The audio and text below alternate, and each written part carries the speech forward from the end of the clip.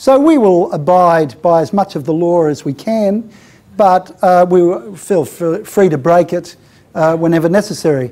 And the reality is, when you're working with marginalised and disadvantaged people, who the laws aren't necessarily set up to protect,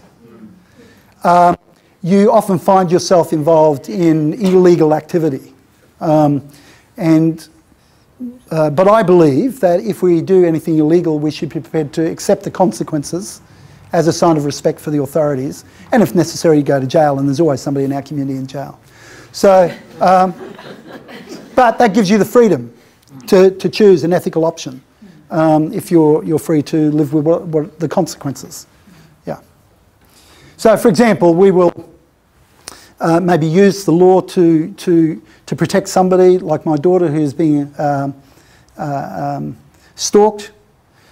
We think that was a good law, whereas our government's implemented some laws about treatment of temporary protection visa holders, and we will find ways to circumvent that law and protect people and support people because our government is not treating them according to international laws or higher laws of humanity. And in fact, recently a member of our community arrested a member of parliament for his complicity with unjust laws, and was prepared to go to court over that to make a point. And of course he's got a jail term. But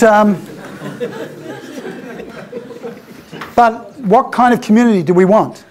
Do we want it shaped by the dominant values of our society, or do we want it to reflect heaven on earth? I mean, that's the challenge.